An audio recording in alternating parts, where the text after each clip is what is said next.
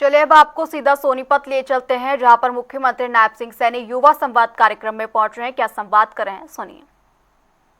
बेटा बनागा काम और नहीं कोई बन सकता, बेटा बनागा, यह लड़ाई रहा। अरे ये बड़ी दुर्भाग्यपूर्ण थी, देश को गर्त में धकेलने का काम किया है इस सोच ने। मैं सभी युवा साथियों से आज प्रदेश के अलग अलग क्षेत्र से युवा जुड़ रहे हैं, मैं सभी का दिल से आभार भी व्यक्त करता हूं, दिल से धन्यवाद भी करता हूं। परंतु साथियों, युवा साथियों, मैं कहना चाहता हूं, आज देश उस दोराहे पर खड़ा है। आज दो विचारधाराओं के अंदर देश चल रहा है, दो विचारधाराओं में। एक विचारधारा नरेंद्र मोदी जी की है, जिनकी सोच है मेरा भारत ये दुनिया का नंबर 1 का देश बने। इस विचार को लेकर के नरेंद्र मोदी जी काम कर रहे हैं। दूसरा विचार आपके सामने है, समय समय के ऊपर आप देखते भी हैं, अच्छा काम भी करें उसका भी विरोध करना। भाई इतने काम हो गए यहां 12 साल के अंदर, जिसकी चर्चा लोग कर रहे हैं, कुछ ना कुछ तो नजर आ रहा होगा भी भाई अच्छा काम कराया। अटल बिहारी वाजपेयी जी ने, जब इंदिरा गांधी ने अच्छा काम किया तो विपक्ष में होते उसकी प्रशंसा भी की, और जब कोई गलत काम किया डट करके जनता के बीच में जाकर के उसका विरोध भी किया। यह विपक्षी दल का दायित्व है, विपक्षी दल का यह दायित्व नहीं है झूठ फैलाना, गुमराह करना, झूठ बोल करके अपनी राजनीतिक दुकानदारी चलाना। ये गलत, इसको हम नहीं मानते हैं, ये नहीं होना चाहिए। हां गलत है कोई, हमें भी मालूम होता है, परंतु हमें बताना चाहिए कि ये गलत है, पता लगे, उसको विड्रॉ करेंगे, तुरंत करेंगे। सरकार है ना, अगर कोई काम करेगी, काम कर रहे हैं तो उसको वापस भी कर सकते हैं। उसको हमने तो जन के हित में काम करना है, हमने युवाओं के हित में काम करना है। मैं आपको बताना चाहता हूं कि अभी आईसीएस सेंटर्स के अंदर आप लोग इतनी भारी संख्या के अंदर कोचिंग ले रहे हैं। अभी परमिल जी ने इस बात को कहा भी है कि अगर आपकी ये नीति नहीं होती ट्रांसपेरेंसी की, तो एक भी बच्चा यहां दिखाई नहीं देता। ये बात परमिल जी ने कही है। इसके पीछे कितनी ताकत लगी है, इसके पीछे बहुत सारे ऐसे लोग हैं, इसको फेल किया जाए। परंतु अगर कोई गड़बड़ करता है, कर देता है कोई ना कोई किसी के दिमाग में, क्योंकि किसी के हाथ में अगर कलम है, उनने तो कलम ही गमानी, हमें तो पता नहीं चलता। परंतु जब पता चलता है तो उसके खिलाफ सख्त कार्रवाई भी होती है। एक अधिकारी तक के व्यक्ति को तुरंत टर्मिनेट करके, जब अगर उसने कुछ गलत किया था तो उसको जेल की सलाखों के पीछे भी डालने का काम इसी सरकार ने किया है, किसी और सरकार ने नहीं किया। उसके ऊपर कार्रवाई हुई है। अगर हमारे बच्चों के साथ कोई खिलवाड़ किया है तो उसके खिलाफ कार्रवाई भी सख्त की गई है। उसी को लेकर के आदरणीय प्रधानमंत्री जी ने सख्त कानून बनाया है। और मैं आपको बताना चाहता हूं कि हमने एक कार्यक्रम बच्चों का शुरू किया, शायद आपके ध्यान में होगा, कई बच्चे उसको जानते होंगे जो यहां बैठे हैं। मिशन बुनियाद है, सारे जानते हैं। ये पहली बार शुरू हुआ, मिशन बुनियाद कार्यक्रम शुरू हुआ। 9th और 10th के बच्चों को 104 स्कूल सेलेक्ट किए गए। अभी मैंने उसको बढ़ाया है, उसके दायरे को बढ़ाया है। मुझे खुशी है बताते हुए आप लोगों के बीच में, मैंने उन बच्चों को भी बुलाया था, बच्चों को सीएम हाउस बुलाया था, उनके माता पिता को भी बुलाया था। गरीब परिवार के बच्चे, गवर्नमेंट स्कूल में पढ़ने वाले बच्चे, एजुकेशन बोर्ड ऑफ भिवानी के अंडर पेपर देने वाले बच्चे, सीबीएसई के अंडर नहीं, एजुकेशन बोर्ड ऑफ भिवानी, उसके अंडर पेपर देने वाले बच्चे, 104 स्कूलों को सेलेक्ट किया, मिशन बुनियाद कार्यक्रम शुरू किया। उनको अलग से पढ़ाई की गई, उनका टेस्ट लिया गया, उन बच्चों में से हमने 400 बच्चे सिलेक्ट किए, सुपर 100 कार्यक्रम चलाया। उसके तहत उन बच्चों को जिनको 11वीं और 12वीं में एडमिशन दिया, 9वीं 10वीं के बच्चों का, 10वीं के बच्चों का टेस्ट लिया, 11वीं में एडमिशन दिया, 400 बच्चों को हमने उसमें रखा। अब जब ये रिजल्ट आया, मुझे खुशी है, वो 400 बच्चों में से जो गरीब परिवार के बच्चे हैं, जो सरकारी स्कूल के अंदर पढ़ते हैं, वो बच्चे 400 बच्चे जो सुपर 100 के अंदर वहां पढ़ रहे थे, जब रिजल्ट आया 12वीं का, 12वीं के बाद उन्होंने जो ऑल इंडिया रैंक का टेस्ट दिया। आज देश की ऐसी कोई IIT नहीं है, ऐसा कोई AIIM नहीं है, ऐसा कोई NIT नहीं है जिसके अंदर हमारे बच्चों का सिलेक्शन ना हुआ हो, हमारा एडमिशन ना हुआ हो, उन बच्चों के एडमिशन हुए। वो सुपर 100 में से गरीब परिवारों के बच्चे, उनके वहां एडमिशन हुए। और अभी जब ये नीट का रिजल्ट आया, उन्हीं बच्चों में से 70 बच्चे नीट के अंदर सेलेक्ट हुए, 70 बच्चे नीट में सेलेक्ट हुए। सरकार किस तरीके से यूथ को आगे बढ़ाने का काम कर रही है, सोचा है कभी? एक समय था 8वीं तक तो का फेल ही नहीं करना था ना, 8वीं तक फेल नहीं करना। 8वीं तक अगर फेल ही नहीं करेंगे तो बच्चा कैसे बढ़ेगा आगे, सर्वाइव कैसे करेगा? एक वो दौर था और वो दुर्भाग्यपूर्ण था दौर। उसके अंदर कहीं ना कहीं हमारी युवा शक्ति पीछे हटी है। और मैं तो एक बात कहता हूं कि हमारे युवाओं को मंच की आवश्यकता है। प्रतिभा तो उनके अंदर कूट कूट के भरी हुई है, वो देश और दुनिया के अंदर नाम ऊंचा करना जानते हैं। अभी आपने देखा भी है, अभी देखा है, अभी कॉमनवेल्थ के एशियन गेम, एशिया के कॉमनवेल्थ के जो गेम हुए थे, इसके अंदर हमारे बच्चों में क्या प्रतिभा दिखाई है। देश के अंदर 39 मेडल आए हैं। 39 मेडलों में से 13 गोल्ड मेडल आए हैं। 13 गोल्ड में से 7 हरियाणा के यूथ लेकर के आए हैं। यहां तक नहीं, मैं आपको एक और बात बता रहा हूं, इससे आगे बता रहा हूं। 7 गोल्ड मेडल में से 5 हमारी बेटियां लेकर के आई हैं। ये बहुत ही गर्व की बात है। अगर बच्चों को ठीक दिशा मिलती है, ठीक मंच मिलता है, तो अपनी प्रतिभा को दिखाने में वो पीछे नहीं रहते हैं।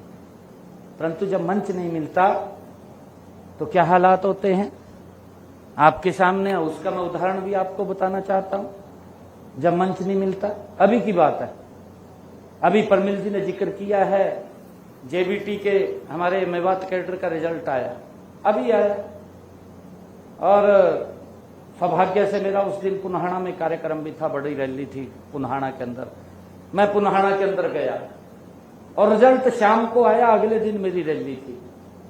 तो मैंने वहां पुन्हाड़ा में जब मैं इतने बच्चे लगे तो मैंने देखा, तो मैंने मन से बोला 29 बच्चे पुन्हाड़ा के सिलेक्ट हुए। 29 बच्चे पुन्हाड़ा के, हाँ सोनीपत के सबसे ज्यादा। परंतु पुन्हाड़ा के मैं सर्च कर रहा था, मंच पे बैठा बैठा मैंने किया, मैं रिजल्ट आया, मैं देखता हूं कितने बच्चे लगे। मैंने मंच से खड़ा होकर के कहा, जब मैं रैली में खड़ा हुआ बोलने के लिए, मैंने मंच से कहा भी इतनी भारी संख्या में लोग बैठे हैं, मैं मंच से इस बात का ऐलान कर रहा हूं कि पुन्हाड़ा के 29 बच्चे रात जो रिजल्ट आया है उसके अंदर सेलेक्ट हुए हैं। गरीब परिवार के बच्चे सेलेक्ट हुए हैं। एक भी व्यक्ति खड़ा होकर के कह दे किसी ने 5 पैसे किसी को दिया हो, बिना पर्ची बिना खर्ची के हरियाणा सरकार के अंदर नौकरी लगे।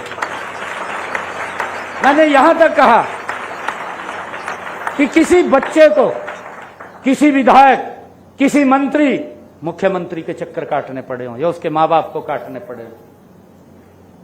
नहीं तो माँ बाप को तो 2-3 जोड़ियां सुवानी पड़ाती टूट जाती। बच्चा सोचता रहता था अभी किसकी सिफारिश करें, सिफारिश होगी तब जाकर के नौकरी मिलेगी। और सबसे बड़ा अगर शोषण होता था उस कड़ी के अंदर बेटियों का शोषण होता था। बेटियों का सबसे ज्यादा शोषण होता था। शोषण इसलिए बेटियों को होता था क्योंकि परिवार सोचता था कि बेटा नौकरी लग जाएगा, बेटी तो दूसरे घर जाएगी। सबसे ज्यादा शोषण अगर होता था, बेटी के बारे में तो कोई सोचता नहीं था, कहा ये तो दूसरे घर जाएगी, बेटा घर को चलाएगा, उसके लिए प्रयास करते थे। कितना बड़ा शोषण होता था, कल्पना कीजिए आप सोचिए क्या होता था। और ये लोग, ये किस प्रकार का एजिटेशन, भाई अगर किसी ने गलती की है उसके खिलाफ कार्रवाई भी होगी, ऐसा नहीं है हम बख्शेंगे थोड़ी किसी को। हमारी नीति है, हमारी जो नियत है उसके ऊपर कोई क्वेश्चन मार्क नहीं कर सकता। और उसी के कारण से मुझे बड़ा पीड़ा भी हुई, हमारे यूथ को भी पीड़ा हुई। परमिल जी ने जो कहा कि हम लाडवा के अंदर गए थे, परमिल जी पूरे यूथ के साथ वहां आए थे। मैं जिस दिन नॉमिनेशन फाइल करने के लिए गया, क्योंकि झूठ फलाने के अंदर तो लोग माहिर होते हैं। मैं सारा दिन पूरे प्रदेश के अंदर घूमता था क्योंकि जिम्मेवारी मेरी थी। हर प्रत्याशी सोचता था कि मुख्यमंत्री मेरे चुनाव क्षेत्र में आ जाएं, यहां प्रचार कर जाएं। मैं सुबह 9 बजे निकलता था और शाम को 7-8 बजे मैं हल्के में आता था डेली। तो सुबह सुबह मैं 5 बजे उठता था, 5 से लेकर के 8 बजे तक मैं गांव के कार्यक्रम करता था और फिर वापसी में 7-8 बजे आता था। फिर रात को 9 बजे से लेकर के रात के 12-1-2 बजे तक मैं गांव में घूमता रहता था। एक दिन मैं एक गांव में गया, परमिल जी, रात को 11 बजे पहुंचा तो मेरे को हमारे कार्यकर्ता ले गया अलग। कहा जी यहां तो बड़ा दुष्प्रचार हो रहा। मैंने कहा क्या हो रहा बताओ। कहा जी यहां तो लोग ये कह रहे, कहा इन्हें तो मुख्यमंत्री बनना नहीं है। कहा मुख्यमंत्री तो कांग्रेस का बन रहा, वचनरी का, कहीं वोट देकर क्या करेंगे। कहा मैंने कहा ये तो और दुष्प्रचार कर दिया। दुष्प्रचार की बात कर रहा हूं, किस प्रकार का दुष्प्रचार करते हैं। कहा जी इसने तो मुख्यमंत्री नहीं बनना, वोट देकर क्या करेंगे। कहा वोट भी खराब होगी। परंतु मैं धन्यवाद करता हूं लाडवा के लोगों का। मेरे पास चाहे समय का अभाव था, परंतु उन्होंने एक एक वोट मुझे दे करके वहां से विधायक बनाने का काम किया। और हरियाणा प्रदेश के लोगों का मैं दिल से आभार व्यक्त करता हूं कि उन्होंने हरियाणा के अंदर तीसरी बार सरकार बनाने का। मेरे पास यूथ इकट्ठा होके आया, मेरे पास यूथ इकट्ठा होके आया लगभग 2000 के करीब में मुख्यमंत्री आवास पे 2000 युवा था बड़ी संख्या के अंदर।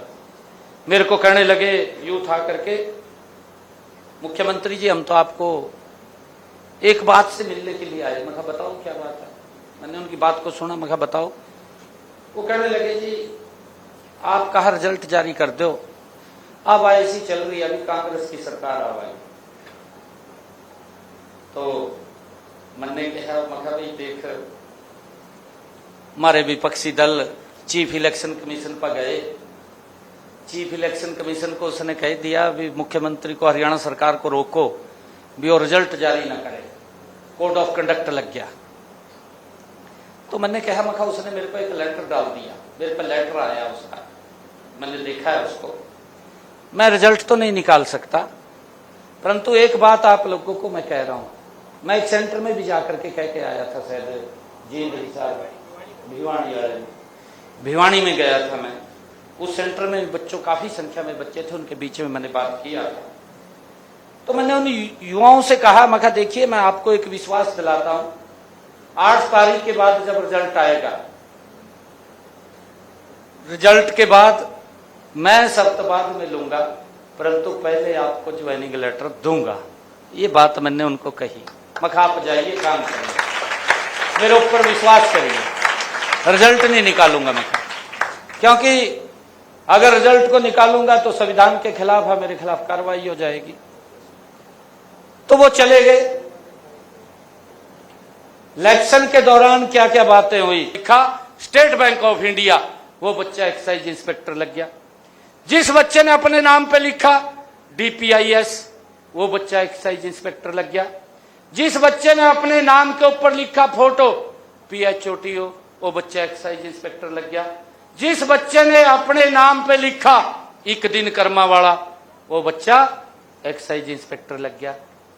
यहां तक नहीं, इससे भी आगे बढ़ करके वो बच्चे एक्साइज इंस्पेक्टर लग गए जिन्होंने 2 फार्म भरे, 2 सेंटर अलॉट हुए, एक समय में पेपर हुआ, दोनों जगह एक्साइज इंस्पेक्टर लग गए, दोनों जगह एक्साइज इंस्पेक्टर लग गए।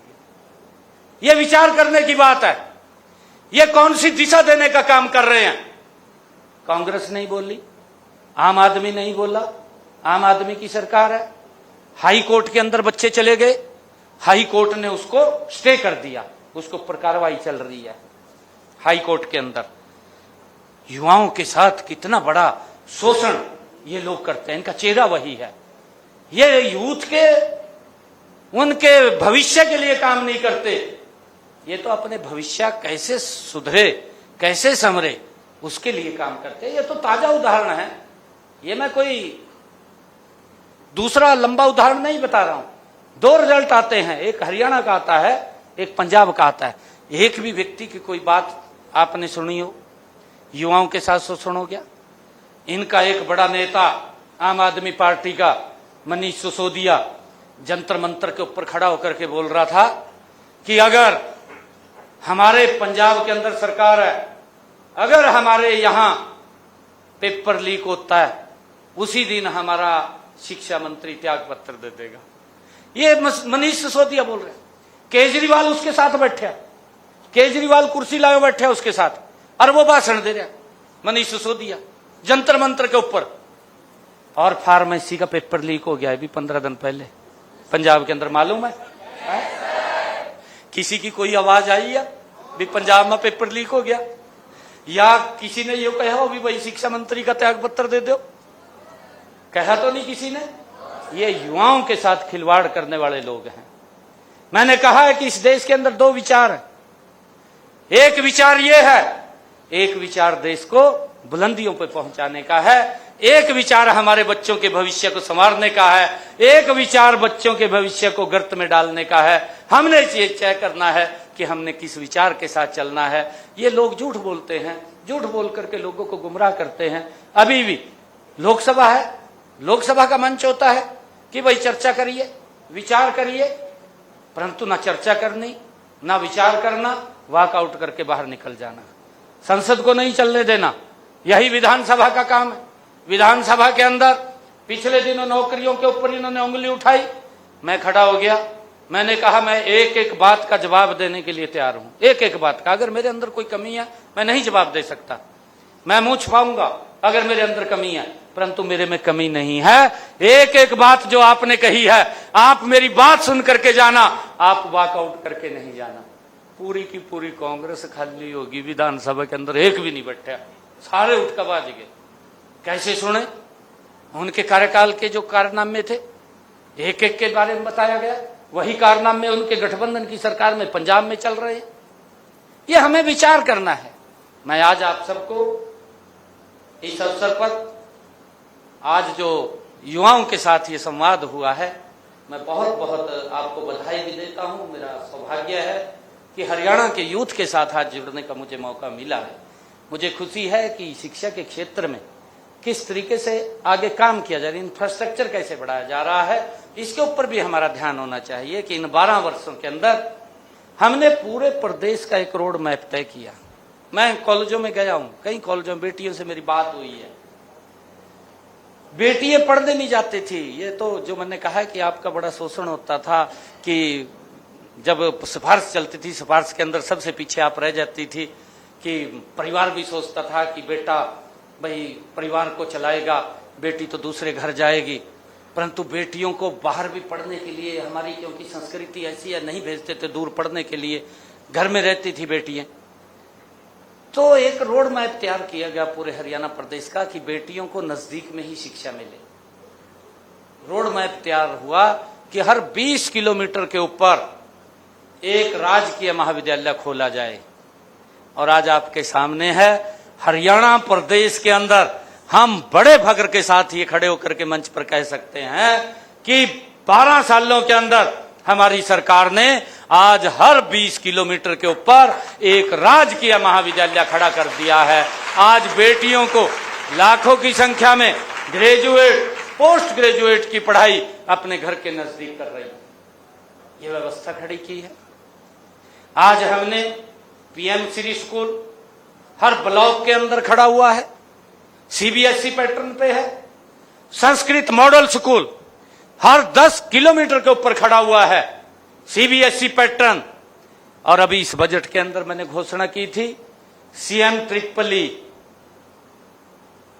Triple E school, early English medium schools, हमारे ये सीएम ट्रिपल ई स्कूल्स हमने 250 खोले हैं। हर 5 किलोमीटर के ऊपर एक स्कूल खोलने का निर्णय हमने किया है। उसकी तैयारी बड़ी जबरदस्त चल रही है ताकि हमारे सरकारी स्कूल में पढ़ने वाले एजुकेशन बोर्ड ऑफ भिवानी से वो एफिलेटेड रहेगा। हमारा बोर्ड भी भिवानी वो खत्म ना हो, हमने उसकी भी चिंता है, वो भी हमारा सर्वाइव करे। पहली से उसके अंदर एक सब्जेक्ट इंग्लिश का हम जोड़ेंगे और उसके लिए हमने हर 5 किलोमीटर के ऊपर निर्णय किया है कि एक स्कूल खड़ा होगा ताकि बच्चों को ये कोई दिक्कत समस्या ना आए, हमारे बच्चे भी आगे बढ़े। मुझे खुशी है इन्हीं स्कूलों से पढ़ करके हमारे बच्चे आईएएस बनते थे, आईपीएस बनते थे और डॉक्टर इंजीनियर बनते थे। मुझे खुशी है जब मैंने उन बच्चों को बुलाया जो हमारे आईआईटी के अंदर, एनआईटी के अंदर बच्चे सेलेक्ट हुए, उनको बुलाया तो मैंने उनको कहा कि आप में से ही हैं इस देश के कर्णधार। जो आदरणीय प्रधानमंत्री जी का संकल्प है विकसित भारत, उस विकसित भारत के मेन उसको मजबूत करने वाले अगर कोई टीम होगी तो ये यहां बैठी हुई टीम होगी, जो पूरे हरियाणा के अंदर आज ये टीम बैठी है, ये विकसित भारत की टीम है, उसको मजबूत करने वाली टीम होगी। आज आप देख रहे हैं चाहे इंडस्ट्री का बात हो, हमने 2 लाख के करीब नौकरी हरियाणा के अंदर बिना पर्ची बिना खर्ची के दिया। मुझे गर्व होता है जब मैं किसी गांव के अंदर जाता हूं, अगर कोई छोटा गांव है, अगर हम बात करते हैं जाकर के कितने बच्चे नौकरी लगे हैं, छोटे गांव में से जिसमें आबादी 300, 400, 450, 500 है, 5 से लेकर के 10 लोग ऐसे हाथ खड़ा करने वाले खड़े हो जाएंगे कि मेरे परिवार का बच्चा नौकरी लगा है, बिना पर्ची बिना खर्ची के लगा है। अगर हम बड़े गांव के अंदर जाते हैं जिसकी आबादी, हम बड़ी मजबूती से काम कर रहे हैं, हमारी पुलिस प्रशासन अलग से कानूनी रूप से काम कर रही है, जागरूकता के रूप से हम काम कर रहे हैं कि युवाओं को इस दिशा से नहीं हमें अलग करना चाहिए, उसके अंदर नहीं फंसना चाहिए। 5-6 रोज पहले मेरा यमुनानगर में मैराथन थी, सुबह 6:30 बजे मैं मंच पे चला गया था। 1 लाख यूथ उस मैराथन के अंदर था, 1 लाख यूथ यमुनानगर में, अभी 5 रोज पहले। इससे भी बचाने का हम काम कर रहे हैं। मेरा आग्रह है अगर कोई हमारा साथी नशे की तरफ थोड़ा सा भी बढ़ता है उसको तुरंत रोकिए, रोकना चाहिए, क्योंकि परिवार बर्बाद हो जाता है जी। माँ बाप की जो अपेक्षाएं हैं उसके अंदर जो स्किल है वो स्किल खत्म हो जाता है। जब नशे में चला गया स्किल नहीं रहता, खत्म हो जाता है। नुकसान वो परिवार को तो होता है, समाज को होता है, देश को होता है, प्रदेश को होता है। अगर एक बच्चा खराब हमारा होता है तो उसका नुकसान हमारे प्रदेश को भी होता है, देश को भी होता है, परिवार को भी होता है, समाज को भी होता है, क्योंकि उसका जो स्किल है वो खत्म हो जाता है। तो मेरा आग्रह है आप लोगों से कि नशे से भी हमें बचना भी चाहिए और बचाना भी चाहिए। ये बड़ा पुण्य का काम है। मैं सभी यूथ से, पूरे प्रदेश का आज यूथ जुड़ा हुआ है, मैं सभी से आग्रह करता हूं कि आपका कोई व्यक्ति या कोई मोहल्ले का व्यक्ति या गांव का व्यक्ति कोई नशे में है तो उसको जरूर समझाइए, भाई नशा ठीक नहीं है, नशा तो करना चाहिए, इस भारत माँ का नशा करना चाहिए। नशा तो उस बात का होना चाहिए कि मैंने आईएएस बनना, भाई ये नशा होना चाहिए। और मुझे खुशी है यूपीएससी का रिजल्ट आया, मैंने अभी बुलाए थे बच्चे, 70 बच्चे यूपीएससी में मेरे हरियाणा के सिलेक्ट हुए हैं, 70 बच्चे यूपीएससी में, उनको बुलाया था। मेरे हरियाणा के एससीएस के बच्चे लगे हरियाणा के अंदर, उनको बुलाया, उनकी ट्रेनिंग खत्म हुई थी, मैंने उनको बुलाया तो मैं पूछने लग गया उनको परिवार के बारे में। मैंने एक दो के पूछा है, जैसा बेटी उषा ने कहा है, वर्षा ने कहा है बेटी ने कि मेरे पिताजी मजदूरी करते हैं, बेटियों ने कहा मेरे को खड़े होकर कि मेरे पिताजी मजदूरी करते हैं, मैं एससीएस अधिकारी लग गई। क्या कल्पना कर सकते थे पूर्व की सरकार में गरीब परिवार का बच्चा एससीएस लग जाएगा? नहीं कर सकते थे। उसके लिए अलग योग्यता थी, उसके लिए योग्यता यह थी कि वो मामे का छोरा होना जरूरी है, या उसका बेटा होना जरूरी है, या उसका कोई रिश्तेदार नजदीक का होना जरूरी है, तब जाकर के एससीएस लगता था, अदरवाइज सोच भी नहीं सकते थे। परंतु आज आपके सम्मान का मैंने कहा है कि सम्मान किया जा रहा है। आप सबको मैं बहुत बहुत बधाई और शुभकामनाएं देता हूं। इन्हीं शब्दों के साथ जय हिंद, जय हरियाणा, जय